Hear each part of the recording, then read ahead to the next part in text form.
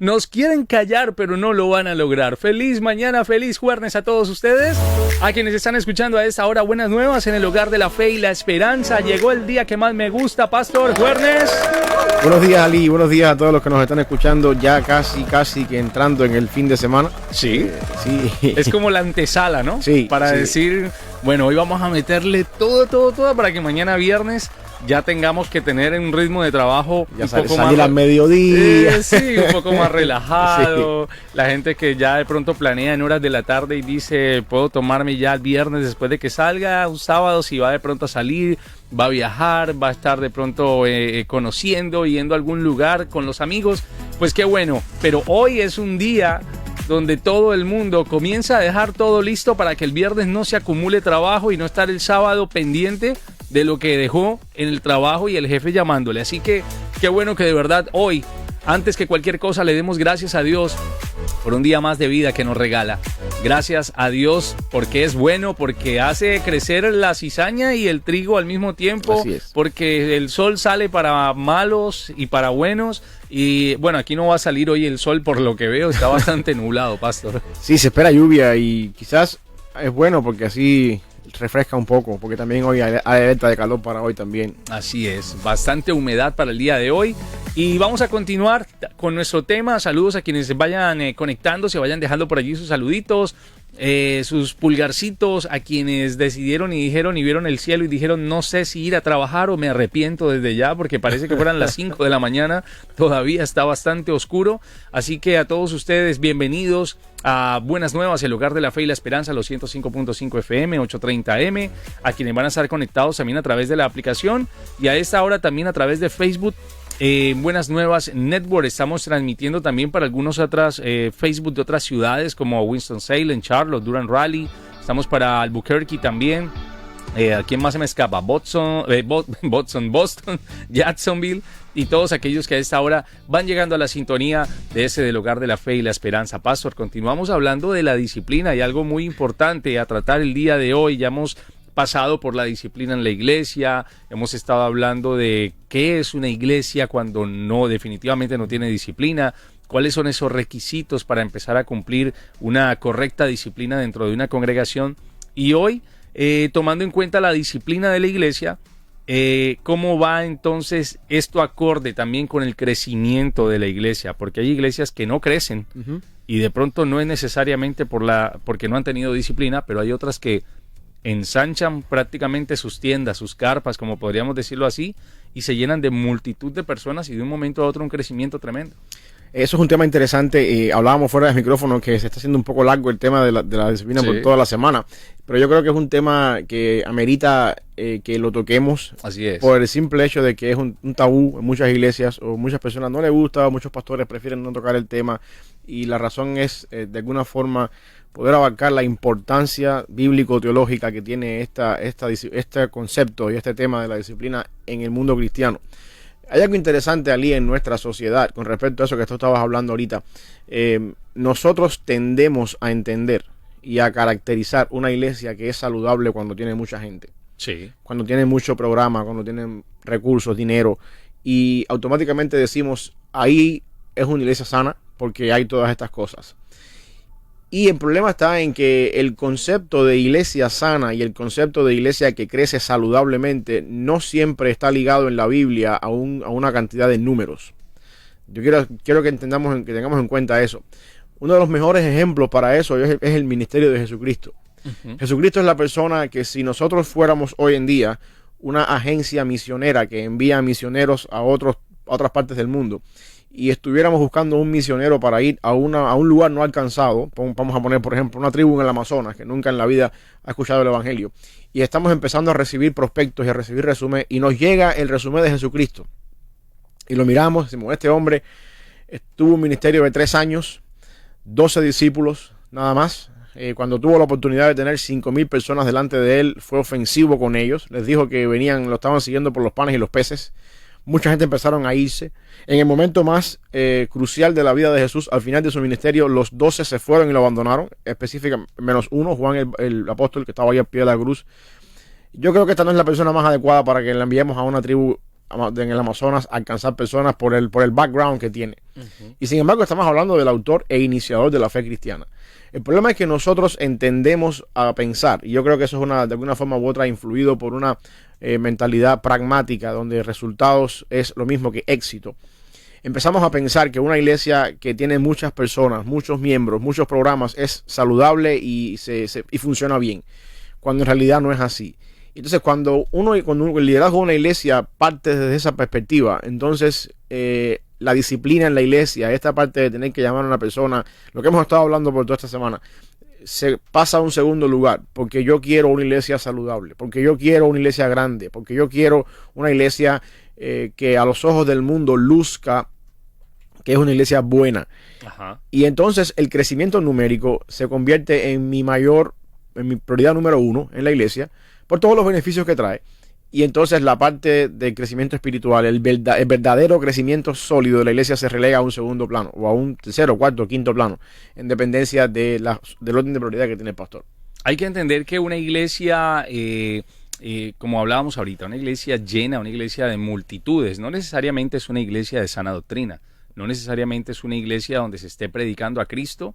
Y digo yo, hay multitudes de iglesias a nivel mundial donde las congregaciones incluso están establecidas en muchos puntos de la tierra, con varias sucursales, por decirlo así. ¿Cómo se ejerce control, ¿no? sobre lo que están haciendo unas y otras, y cómo, aunque tampoco se puede decir, no, yo me quedo con la iglesia y estos 10 y pasaron 20 años y son estos mismos 10. Hay que también mirar qué está pasando y que no se quede, como hablábamos, la sal ahí en un solo lugar. Claro. La sal tiene que esparcirse también. Pero no necesariamente una iglesia grande o de gran número de creyentes,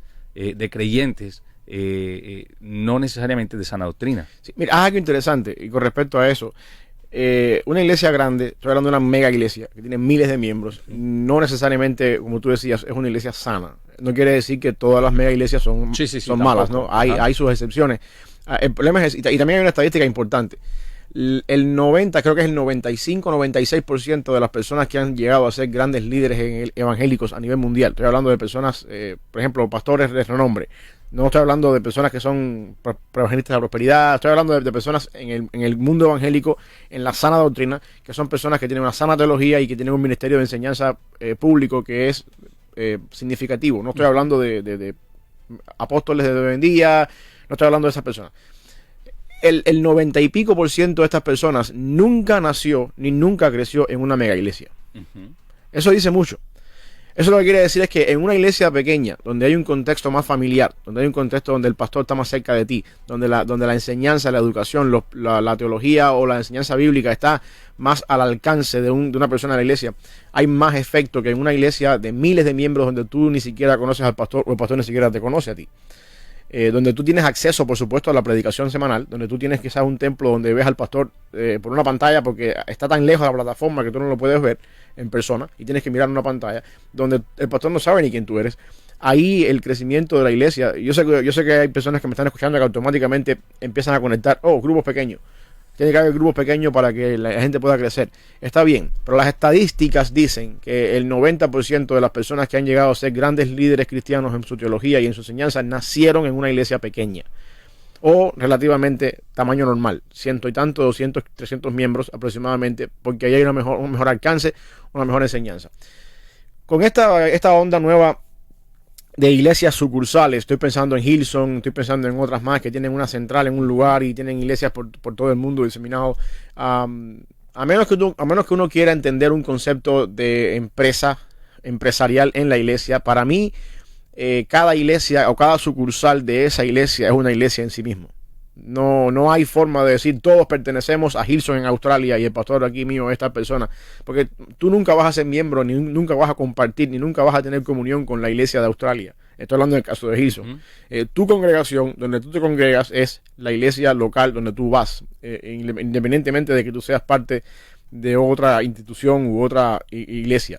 Y eso es algo que yo creo que detrás de todo eso existe una mentalidad empresarial donde quizás, no quiero pensar de esta manera ni quiero tampoco ser malinterpretado, pero detrás de todo eso puede haber una mentalidad incluso económica. A mí me conviene ser el pastor principal de una iglesia y tener sucursales en el mundo entero que envíen los diezmos, que envíen, y yo tengo mi imperio. No quiero pensar que sea el caso de todos los pastores, pero desde el punto de vista de lo que es una iglesia bíblica neotestamentaria, no existe ese Vaticano y todas las iglesias en el mundo entero, sino cada iglesia local es independiente, autónoma y es en sí mismo una iglesia. Pastor, y definitivamente hay algo mal cuando solamente quien prospera es el pastor. Sí, exacto. Y los feligreses o la gente que está dentro de la congregación cada vez tienen más necesidades, y cuando ves, el tema está relacionado es cuando tú ves que cada vez el pastor ensancha más su casa, sus carros, pero la iglesia sigue siendo la misma, y la iglesia sigue de una u otra manera dando la manutención, a menos de que esta persona tenga algunos otros negocios, pero definitivamente si estás en los negocios, dedícate a los negocios, y si estás en la obra de Dios, dedícate solamente de verdad a ser pastor, a guiar. Sí, esa es mi opinión. No, ese es mi problema con el evangelio de la prosperidad, que al final de la jornada la prosperidad es solo para el pastor. Las demás personas siguen pasando necesidad y siguen teniendo problemas y la única prosperidad es el pastor. La siembra es el dinero y la tierra donde siembras es en el bolsillo del pastor, y los frutos solamente son para el pastor. Tú nunca recibes nada. Esa es la parte donde yo digo que eso es antibíblico completamente. Ahora, volviendo al tema anterior, cuando tú hablabas de qué sucede entonces con una iglesia, que hay un problema también cuando la iglesia no quiere crecer. Sí. Y nos mantenemos acá, somos los 10, somos el grupo pequeño acá, los que siempre hemos estado aquí por generaciones. Eso tampoco es una actitud correcta. La Biblia habla de que tenemos que expandir el reino de los cielos. Y por supuesto la expansión del reino de los cielos se da a través de la proclamación del evangelio.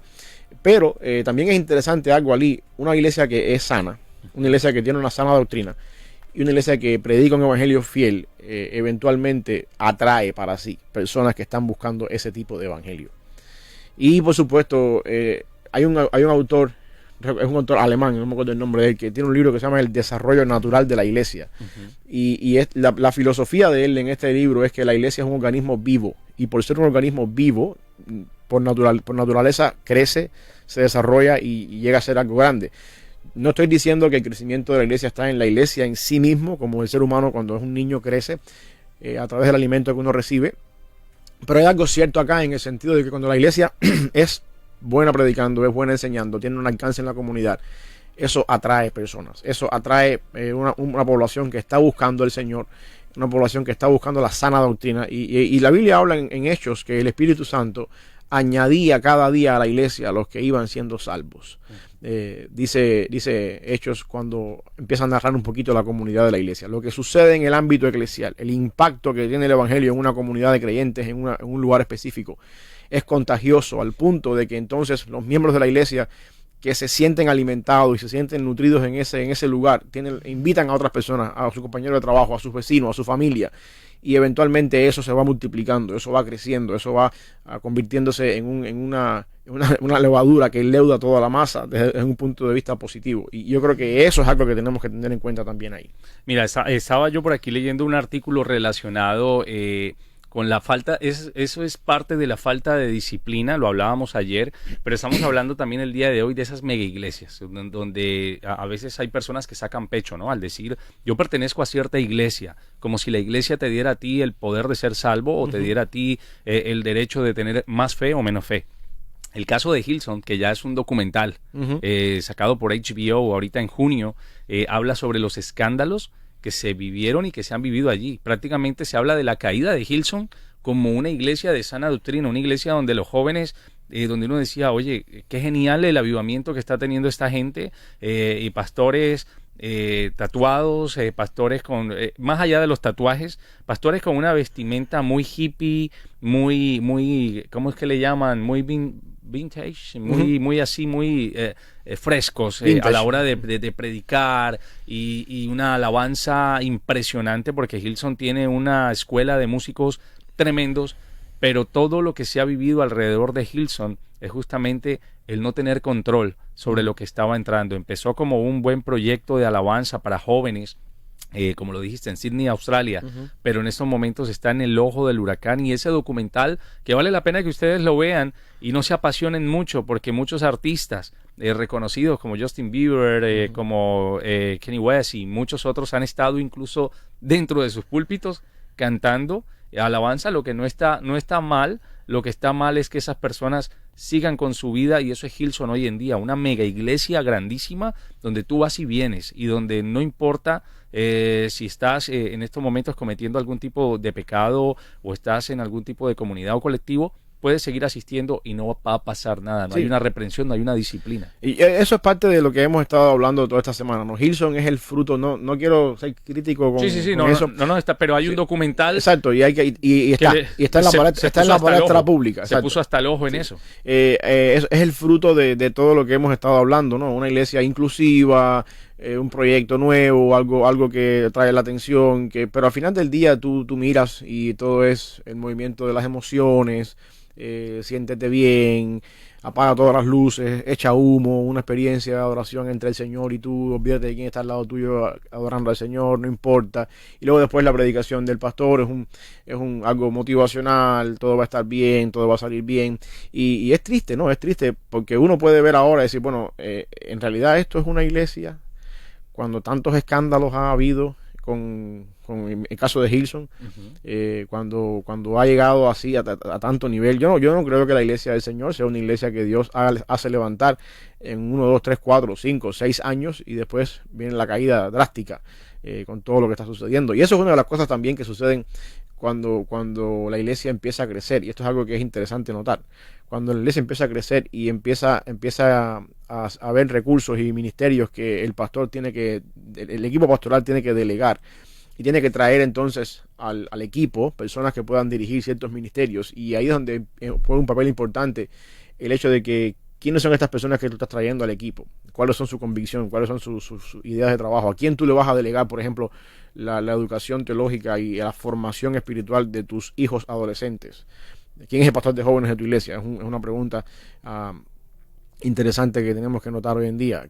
¿Con qué convicciones trae? ¿Qué teología trae? ¿Qué va a enseñar a mis jóvenes? Y así sucesivamente con todas las áreas que funcionan alrededor de una iglesia. Eso es un problema bastante... Pastor, y tener un discernimiento también, yo creo, a la hora de conocer ese tipo de iglesias y ese tipo de pastores. Uno conoce más cuando esa persona está más encargada de saltar al estrellato, de saltar a la fama, que toman la iglesia como un trampolín para sus intereses, y no para que en realidad se predique la palabra de Dios. Están pensando más bien de ¿qué me pongo el fin de semana para atraer la atención? ¿Qué cámaras puedo tener para darle mayor amplitud a mi live o a mi en vivo? No está mal. Lo que está mal es el hecho de conocer las intenciones de esas personas que muchas veces nosotros pasamos desapercibidas y decimos, no, todo es para la obra de Dios, pero ese hombre tiene intereses personales, y hoy en día se conocen muchos pastores así. No, y la obra de Dios... La obra de Dios, cuando tú decías todo es para la obra de Dios, la obra de Dios es la edificación de las almas, no el show up de un pastor en un escenario. Así que eso es algo importante.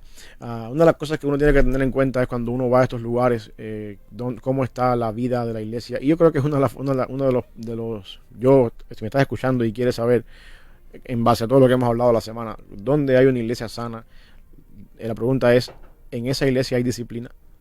En esa iglesia, cómo se visten los jóvenes cuando están en un grupo de jóvenes, cómo se visten las muchachas en un grupo de jóvenes, porque al final del día la muchacha va como quiera, pero si hay una persona que puede decir, aquí hay un orden, aquí hay una manera establecida, aquí hay una forma de vestir, hay un patrón, cómo se viste el mismo pastor de jóvenes, esa forma que tú ves que andan con los pantalones ultra skinny, tú dices, no sabes si tiene un legging puesto o un pantalón.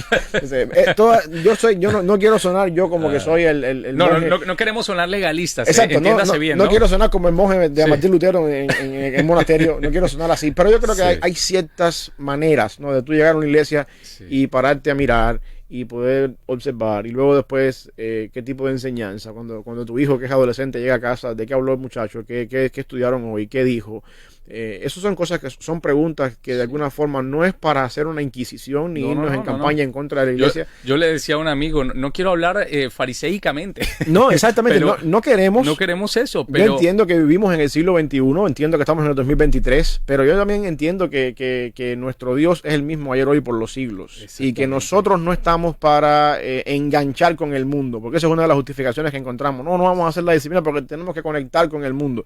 A mí no me interesa conectar con el mundo, a mí me interesa que el mundo conecte conmigo. Así es. Eso es algo importante. Porque por estar conectando con el mundo se metió en la iglesia y no nos dimos ni siquiera cuenta. Yo no quiero una iglesia que conecte con el mundo. Yo quiero una iglesia que sea capaz de sacar del mundo a la gente. Y eso lo hacemos con un mensaje que transforma, con una palabra confrontacional. Y por supuesto, dejándole saber a las personas, hey, por aquí no es, aquí estás mal, esto no está bien. Y ejerciendo un poco la disciplina. Mira, me dice por aquí Julio, en esas metas de iglesias, en esas metaiglesias, mega iglesias, yo creo que ahí se equivocó, sucede en el problema que no logran tener suficiente relación pastoral con la vida de la congregación, de tal manera que los ancianos desconocen el estado de las ovejas. Es bueno que los pastores enseñen en sus congregaciones acerca de la conversión bíblica, en especial la necesidad de arrepentirse. Eso dará conciencia en encarrilarse, o sea, someterse en disciplina. También enseñar a los nuevos miembros cuando se unen a la iglesia acerca de la posibilidad de la disciplina eclesial. Muy bien, Julio, gracias por esa opinión. Alguien me decía hace unos días, es que no me gustan las iglesias donde yo tengo que arrepentirme cada domingo que voy. Bueno, no te gusta la vida cristiana, entonces. Exactamente. Me decía esa persona, es que yo ¿por qué tengo que estarme dando todo el tiempo si ya Cristo me perdonó? Sí, obviamente, Cristo te perdonó. Pero sigues en la carne. Pero tú sigues viviendo aquí en la carne y sigues en el mundo. Tú no estás fuera para decir ya estás inmaculado, eres santo. Exacto. Entonces, es ahí donde las iglesias vienen incluso enseñando eso. No tienes por qué pedir perdón, ya Cristo perdonó es cierto que dice tus pecados pasados, presentes y futuros, pero a futuro los conoce solo Dios, no tú. No, y el concepto de arrepentirse es bíblico. Mira, mismo Juan dice en primera de Juan, si confesamos nuestros pecados, Él es fiel y justo para perdonar nuestros pecados y limpiarnos de toda maldad. Y Juan está hablando a un grupo de personas que son creyentes, a quienes les llama amados, hijitos. En el término de la carta de primera de Juan, esas son palabras que se usan cuando Juan se refiere a sus lectores. O sea, Juan está diciendo, ustedes que son amados, hijitos, que son de Dios, que tienen el Espíritu Santo, ustedes tienen que confesar sus pecados y arrepentirse. Yo creo que es bíblico que yo a diario, cuando el Espíritu Santo me trae convicción de pecado en mi vida, yo tengo que acudir a ese arrepentimiento y tengo que arrepentirme de mis pecados y ponerme a cuentas con el Señor. Eso es parte de lo que se espera de mí desde el punto de vista bíblico. De cierta manera, eso es disciplina en la iglesia y eso es parte de lo que yo espero que el pastor predique cada domingo. Si yo tengo hijos adolescentes, eso es lo que yo espero que el pastor de jóvenes le enseñe a mis hijos en el servicio de los jóvenes cada vez que se reúnen y de esa manera ir formando una iglesia saludable. Yo no quiero llegar a una iglesia donde solamente podamos escuchar al pastor contando sus historias. No me interesa saber en ocasiones, eso sucede y lo he consultado también incluso con mi esposa y con algunas otras personas y dicen, sí, se siente muy chévere, muy, muy cool la predicación escuchando anécdotas del pastor, pero uno no va a la iglesia a escuchar anécdotas del pastor. Exacto, tú no quieres ir a la iglesia a la palabra. Exactamente, tú no quieres ir a la iglesia a escuchar una plática motivacional. Y de esos pastores, si yo pude, hay muchos, tú puedes. Sí, de esos pastores tenemos muchos en el mundo evangélico, que no voy a decir nombres porque estamos en el aire y por ética no los voy a decir. Si esto fuera un podcast, yo te diría, pastor, digámoslo. Sí, exacto. Vamos a lanzarlo. Exacto, pero si usted me está escuchando, sabe de quién yo estoy hablando y conoce muchas personas en el mundo hispano que lo que se paran detrás de un púlpito es hacer una charla motivacional, que después que se acaba el culto tú sales con una batería llena para comerte el mundo y te das cuenta que esa no es la esencia de la vida cristiana. Usted no va a la iglesia para que le vaya bien en la semana en su club de ventas, usted no va a la iglesia para que su negocio prospere, porque eso sería ser prácticamente un ritual, ¿no? Sí, eso es lo mismo exacto, eso es lo mismo que le decimos en nuestros países brujería. Yo hago una promesa a un santo X y entonces me va a ir bien en mi negocio. Eso no es lo que estamos buscando, ni tampoco, y si tú vas a una iglesia y eso es lo que tú ves en tu iglesia cada semana, ese no es tampoco el lugar adecuado. Así es. A quienes están por allí en estos momentos también conectados con nosotros, les invitamos para que sigan opinando. Están escuchando Un Día Mejor en Buenas Nuevas, el hogar de la fe y la esperanza. Ya regresamos. ¿Qué opinan ustedes sobre este tema? Y bueno, he traído a colación el tema de Hillsong porque se le ha hecho un documental de lo cual mucha gente está hablando. Testimonios de pastores y de la mujer que expuso un amorío con uno de los líderes de la iglesia. Diversos tipos de abuso, pactos de silencio y muchos negocios turbios detrás de todo esto. Una iglesia que empezó muy bien, pero que ha terminado muy mal, pero que hoy en día sigue dando de qué hablar porque ha saltado al espectáculo, al show, porque sus conciertos prácticamente se han convertido en eso, conciertos, un concierto más de música rock y no de música que exalta el nombre de Dios. Justamente sobre la disciplina, hablando a esta hora en Un Día Mejor de Buenas Nuevas, en el hogar de la fe y la esperanza. Aquí estamos junto al pastor Samuel, soy Ali Guzmán acompañándoles. Yo jamás seré aquello que fui. Puedo correr si vas conmigo. Aquí estamos escuchando a Lily Goodman. Puedo vencer. Eres el Dios de lo imposible. Yo diría que Dios es Dios de posibles. Para Dios todo es posible. Porque no hay nada que Dios no pueda hacer en esta mañana. No hay barrera que Él no pueda derribar para ti que estás escuchándonos en estos momentos. Saludos a esta hora para Xiomara. Un saludo especial. Que Dios te bendiga mucho. Para Silvia Obanos en Charlotte. Laura Moncada también. Y a quienes están conectados a esta hora escuchando también desde sus casas, desde cualquier lugar. Hoy hablando justamente sobre la disciplina, y a veces la disciplina se sale de nuestras casas, se va a nuestros trabajos y se mete en la iglesia. Y por eso encontramos hoy en día iglesias muy grandes donde la gente se siente cómoda porque no hay disciplina. Hay, como dicen, hay mucha oveja, pero pocas de verdad que puedan dar lana. Sí, o muchas cabras y pocas ovejas. Y entiéndase lana, no de dinero, porque los mexicanos dicen, míralo, ahí está diciendo lana. Sí, o muchas cabras y pocas ovejas. O muchas cabras, sí. O muchas cabras con pelo blanco. Sí, sí. Así que bueno, esto no es con intención de tirarle a nadie. Aquí esto no se convierte en, como dirán los puertorriqueños, una tiradera. No es ninguna tiradera, es simplemente poner o traer a ustedes parte de lo que está sucediendo hoy en día en las iglesias, en la iglesia, por esa falta de disciplina. Y aunque ese crecimiento puede decir, esa iglesia está bendecida, pastor, no necesariamente es porque Dios esté bendiciendo esa iglesia. Se están tomando estrategias para atraer más gente. Sí, no necesariamente es lo que estábamos queriendo decir desde un principio. No necesariamente una iglesia grande con personas, con recursos. Obviamente, mientras más gente tú tienes, sí. Más recursos tú tienes. Así porque los recursos vienen del income que la gente trae con sus diezmos. Eso está claro. Pero eso no significa que una iglesia grande con muchos recursos es una iglesia donde se mueve el Espíritu del Señor. Pastor, yo tengo una pregunta. Deja de ser un servicio. Por ejemplo, yo en estos momentos yo presto un servicio, ¿no?, a Buenas Nuevas, y por ese servicio tengo una remuneración. En el tema de la iglesia, obviamente los pastores tienen otra condición porque están prácticamente casi que el 100% allí, guiando, pastoreando en consejerías y en otro tipo de cosas, en concilios y manejando todo tipo de estrategias también para salir a predicar, para llevar el evangelio.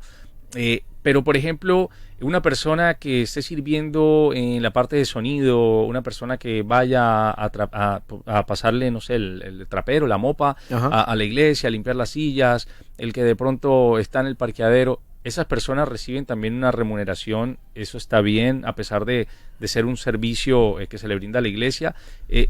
Porque yo en esa parte, por ejemplo, yo he servido en algunas iglesias en mi país, y nunca recibía ninguna remuneración. No sé si en algún punto está mal cuando ya hay dinero de por medio para que tú puedas servir o puedas hacer algo para la iglesia. Sí, mira, eso es un tema importante.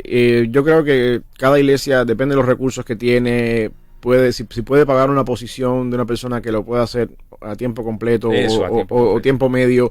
Siempre es un beneficio para la persona, ¿sabes?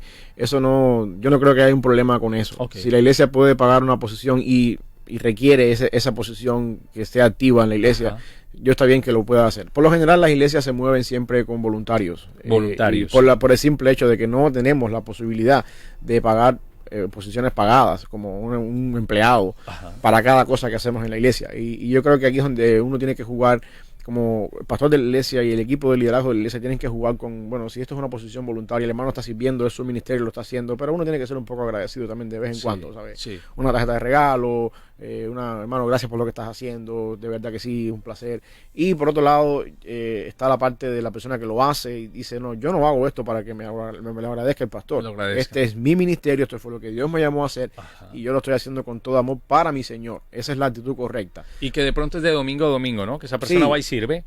Exactamente. el domingo. Ahora, yo entiendo que hay iglesias donde, por ejemplo, se requiere la labor pastoral, se requiere una persona que esté al tanto de la oficina de la iglesia, mantenimiento. Y si la iglesia puede hacer estas cosas pagadas, es mejor, porque tienes una persona ahí 24/7, bueno, o al menos 8 horas diarias, trabajando en esto, es su trabajo, y lo hace.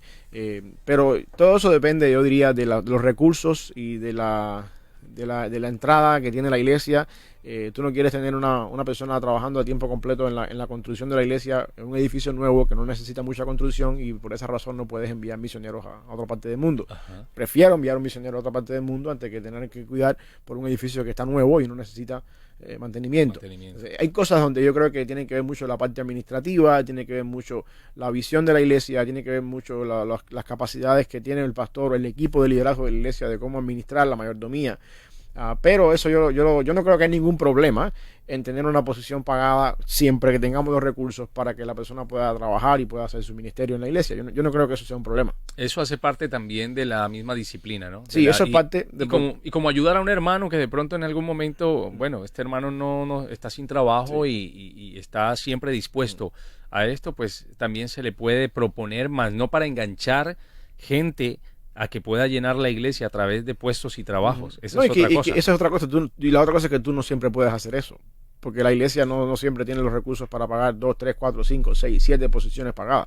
No puedes hacer eso muchas veces.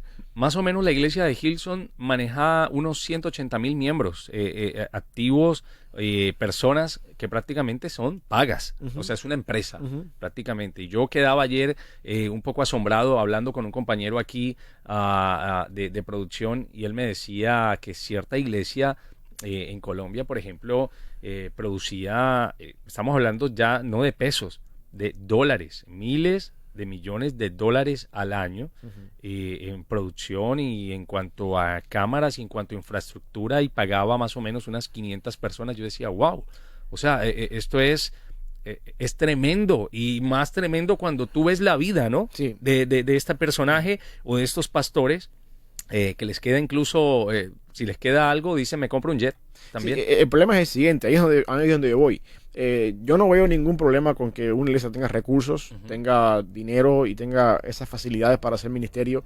Está bien. Yo no estoy en contra de eso. Yo creo que una iglesia que predica la palabra, que predica sanamente la palabra, haciéndolo así, es fuerte, tiene recursos y medios y puede invertir en los media, en la internet, en la difusión live de lo que se predica y se dice. Perfecto, yo estoy de acuerdo con todo eso.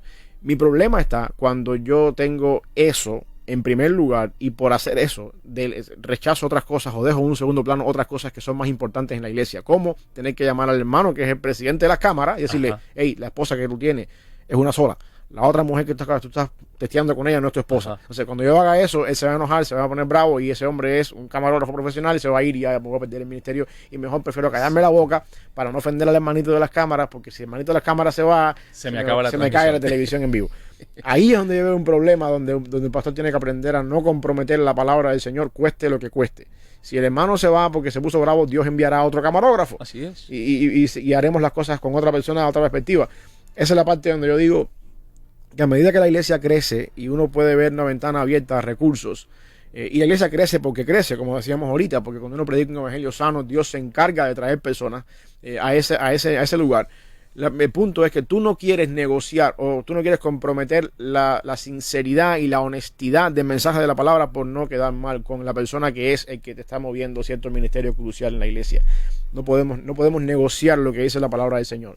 Si tiene que caerse la transmisión en vivo por unos meses porque aquel se puso bravo y se fue y no tenemos a nadie todavía, prefiero pagar el precio de que mi iglesia crezca sana y predicando sanamente y llamando a la persona contraria y decirle, está mal tu vida, aunque esa persona sea mi pastor asociado, y entonces pagar las consecuencias de quedar bien con el Señor y fiel a lo que Dios me llamó a hacer, que hacerme de la vista gorda y entonces permitir el pecado por el simple hecho de que si yo no hago esto, si yo no digo esta verdad, entonces el hermano se va a poner bravo y entonces después ya no vamos a poder servir, no vamos a poder transmitir el vivo el evangelio. Y esto no quiere decir que el pastor no tenga derecho a prosperar. Claro que sí, todos. Pero que como lo dice Pablo y como una de las iglesias donde no había ninguna necesidad, donde cada quien incluso vendía lo suyo para darle a los demás, algo muy socialista, pero bien manejado dentro de las iglesias, de que muchos traían incluso de sus ventas o de su terreno, vendió su terreno y ponía a disposición de aquellos hermanos que tenían menos o que estaban pasando alguna necesidad. El tema es cuando tú ves que la gente de la iglesia está en necesidad, pero hombre, él llega en helicóptero. Sí, exacto. Ahí tiene que haber un balance, ¿no? Tiene que haber un equilibrio.